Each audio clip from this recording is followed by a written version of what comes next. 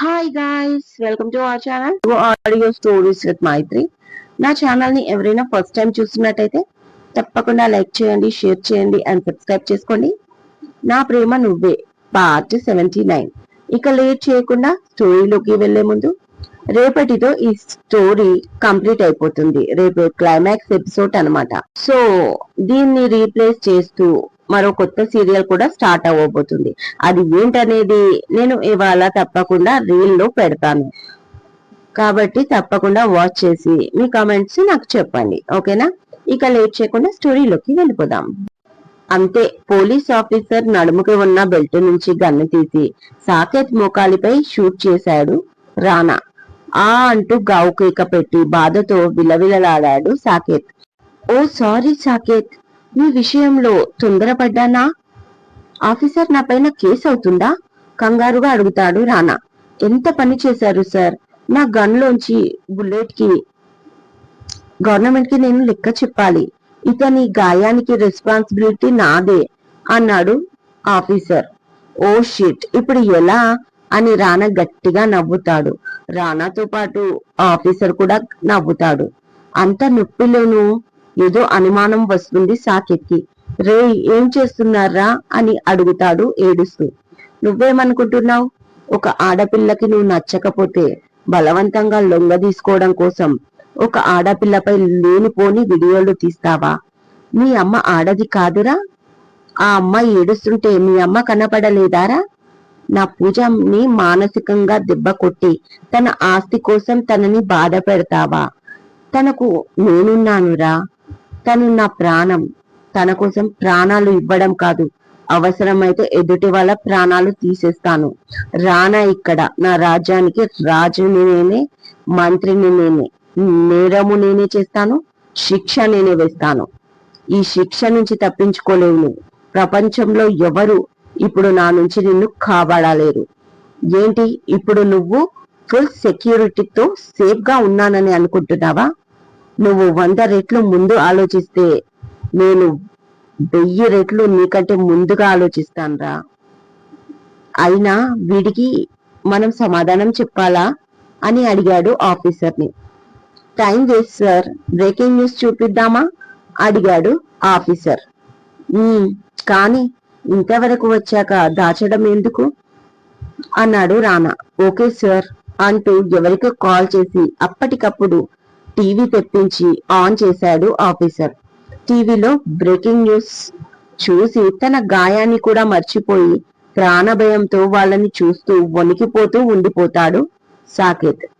ఇప్పుడే అందిన వార్త, చెంచల్గూడ జైలు నుంచి చర్లపల్లి జైలుకి తరలిస్తూ ఉండగా మార్గ మధ్యంలో పోలీసులపై దాడికి పాల్పడి పారిపోయిన డాక్టర్ సాకేత్ శర్మ అంటూ అక్కడ ఏం జరిగిందో వివరిస్తున్న రిపోర్టర్స్.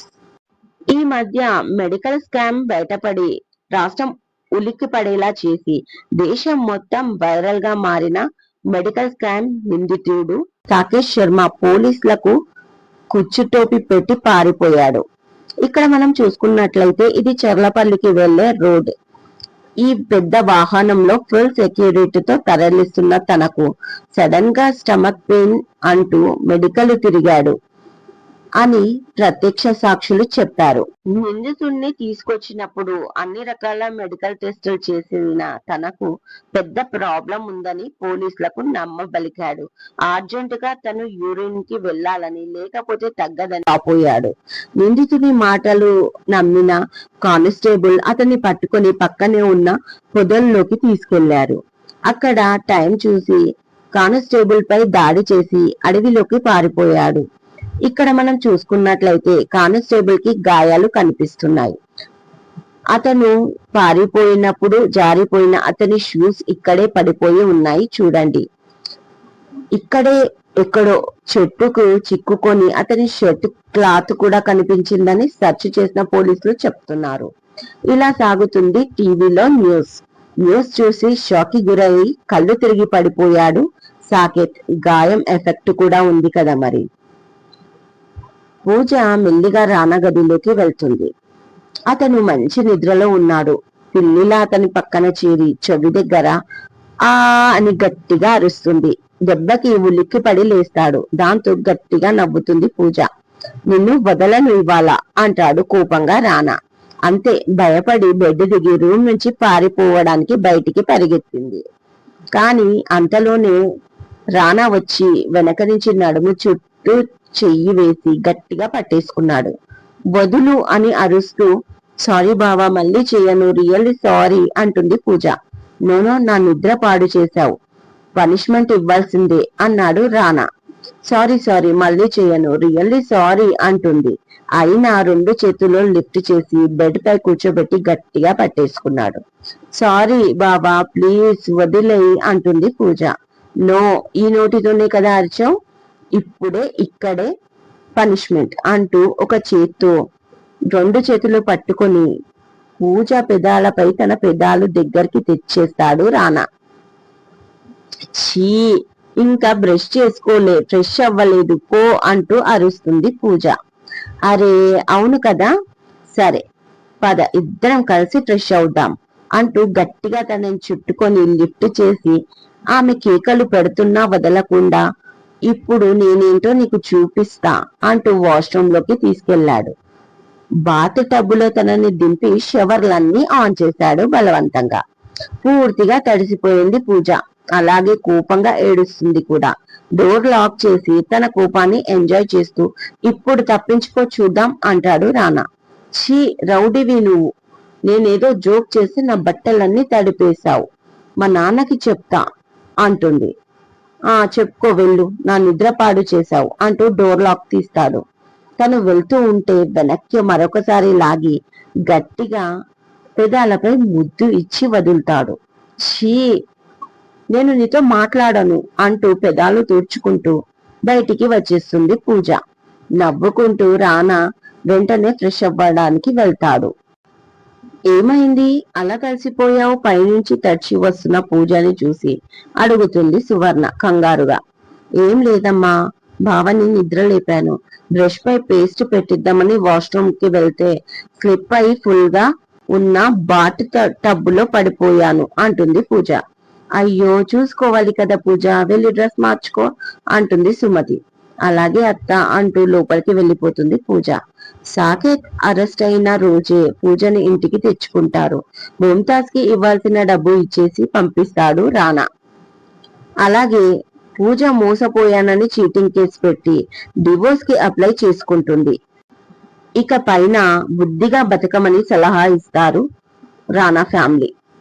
పూజ కిడ్నాప్ అయిన విషయం తెలియడంతో అప్పు సుందరి వచ్చి కలిసి వెళ్తారు. అలాగే ఊరి నుంచి పూజా బావ వీరబాబు కూడా వచ్చి కలిసి వెళ్తాడు.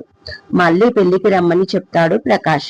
వీరబాబు పూజకి చేసిన సహాయం మరువలేదు ప్రకాష్. అందుకే తనకి కొంచెం డబ్బు ఇచ్చి మంచి బిజినెస్ పెట్టించాడు. దాంతో వీరబాబు లైఫ్ సెటిల్ అయిపోయింది. ఇంకా మంచి రిలేషన్ అలాగే కొనసాగుతుంది అతనితో. వారం తర్వాత సాకేత్ స్పృహలోకి వస్తాడు. కాలికి పెద్ద కట్టుతో బెడ్ పై పడి ఉన్నాడు. తనున్న చోటు హాస్పిటల్ కాదు, అదొక పెంకుటిల్లులా ఉంది. తను ఎక్కడున్నాడో అర్థమయ్యేలోపు నలుగురు మనుషులు లోపలికి వచ్చారు. 6 feet హైట్ కు తగ్గ లావు. అందరూ సేమ్ కలర్ డ్రెస్లలో క్రూరంగా ఉన్నారు. చేతిలో కొడవళ్ళు గొడ్డళ్ళు ఉన్నాయి. వాళ్ళని చూస్తే ఒక క్షణం భయం కలిగింది సాకేత్ కి. ఒకడు వచ్చి టీవీ ఆన్ చేశాడు సాకేత్ చూడడానికి. అందులో అతను పారిపోతున్న దృశ్యాలు టెలికాస్ట్ చేస్తున్నారు. ఆశ్చర్యంగా కళ్ళు నులుముకొని మరీ చూస్తున్నాడు సాకేత్. సాకేత్ పారిపోతూ ఉండగా వ్యాన్ డ్రైవర్ తీసిన దృశ్యాలు అంటూ బ్రేకింగ్ న్యూస్ వస్తుంది. సాకేత్ పోలీసుల చేతికి చిక్కలేదు. తను ఎక్కడ ఉన్నాడు, ఎలా ఉన్నాడు, ఎవరితో ఉన్నాడు అనే విషయాలు ఎవరికీ తెలియదు. సాకేత్ తండ్రి శర్మను విచారిస్తే అతను పారిపోయే ప్లాన్ లోనే ఉన్నానని తన కొడుకు తనతో ముందే చెప్పాడని ఒప్పుకున్నాడు. ఎక్కడికి వెళ్ళాడు అని అడగగా తనకు తెలియదని, అతనికి చాలా నెట్వర్కులు ఉన్నాయని, ఏదో దారిలో దేశం దాటి ఉంటాడు అని నమ్మకంగా చెప్తున్నాడు శర్మ. అది ఏ దేశం అనే ప్రశ్నకు తనకు తెలియదని, తెలిస్తే తను జైల్లో ఎందుకు ఉంటానని వాపోయాడు శర్మ. రేయ్, నువ్వు తండ్రివారా, ఏ రోజు చెప్పానురా నీకు నేను పారిపోతానని? వాళ్ళు ఆడుతున్న డ్రామాను రక్తి కట్టిస్తున్నావు కదరా, నీకోసమే కదరా ఇదంతా చేశాను. నువ్వు కరెక్ట్ గా నన్ను పెంచి ఉంటే ఇవాళ నేను ఈ రోజు చూసేవాణ్ణి కాదు. నేను చదివిన చదువుకి, నాకు వచ్చిన డాక్టర్ డిగ్రీకి ఏ ఫారెన్ లోనో ఉండేవాణ్ణి. చిన్నప్పటి నుంచి డబ్బు డబ్బు అని నాకు నూరి పోసి నన్ను ఇలా తయారు చేసి నువ్వు మాత్రం సేఫ్ అయిపోయావు కదరా, నేను పారిపోయానా? నన్ను ట్రాప్ చేశారు. నన్నే కాదు, మొత్తం చట్టాన్ని, డిపార్ట్మెంట్ ని, జనాలని, మీడియాలని అందరినీ మోసం చేశారు. కానీ నా గోడు ఎవరు వింటారు ఇప్పుడు అని సాకేత్ తనలో తాను అరుచుకుంటూ పిల్లోస్, బెడ్షీట్ ఇంకా పక్కనే ఉన్న మెడిసిన్స్ అన్ని కింద పడేస్తున్నాడు ఏమి చేయలేని పరిస్థితుల్లో. ఎందుకు ఓవర్ చేస్తున్నావు అని అడిగాడు వాళ్ళలో ఒకడు. నేను రానాతో మాట్లాడాలి, ప్రకాష్ తో మాట్లాడాలి, త్వరగా మీటింగ్ అరేంజ్ చేయండి అరుస్తున్నాడు సాకేత్ గట్టిగా వాళ్ళని చూస్తూ. ఏంట్రా అరేంజ్ చేసేది? నీ పని వాళ్ళం అనుకుంటున్నావా? నరికి చంపుతాం కొడక. సైలెంట్ గా ఉన్నావా సరే, లేదంటే ఏం చేస్తామో మాకే తెలియదు. అడగడానికి కూడా ఇక్కడ ఎవ్వడూ లేడు అన్నాడు వాళ్ళలో ఒకడు క్రూరంగా. ఎవర్రా నా కొడుకల్లారా మీరు అని అడిగాడు సాకేత్. నీ రంకు మొగుళ్ళం, ఇక నువ్వు మాతోనే ఇక్కడే ఉండాలి. నీకు బతకాలని ఉంటే సైలెంట్ గా ఉండు, లేదంటే నీ జీవితంలో ఆఖరి రోజు అనుకుంటే మాతో గొడవపడు లేదా పారిపో అన్నాడు నవ్వుతూ. నేనెందుకు ఇక్కడ ఉండాలి? అసలు నేనెక్కడ ఉన్నాను అని అరుస్తాడు బాధగా సాకేత్. నువ్వు ఎక్కడున్నావో చెప్పం గాని ఇకపైన ఎక్కడ ఉంటావో చెప్తా అన్నాడు అందులో ఇంకొకడు. అర్థం కాలేదు సాకేత్ కి. డౌట్ గా వాళ్ళని చూశాడు. ఇది ఒక ఫారెస్ట్, చుట్టూ 1000 కిలోమీటర్లు నీకు దారి దొరకదు. అంత దట్టమైన అడవి. చాలాసార్లు మేమే దారి తప్పాం. ఇక ఈ అడవి ఏది అని మాత్రం అడగకు, నువ్వు అడిగినా మేము చెప్పం అన్నారు వాళ్ళు. ఇదండి ఇవాళటి ఎపిసోడ్. ఈ ఎపిసోడ్ మీకు నచ్చినట్టు అయితే కామెంట్ లో చెప్పండి. అలాగే లైక్ చేయండి, షేర్ చేయండి, సబ్స్క్రైబ్ చేసుకోండి నా ఛానల్ ని. మరొక మంచి ఎపిసోడ్ తో మీ ముందు ఉంటాను. మైత్రి.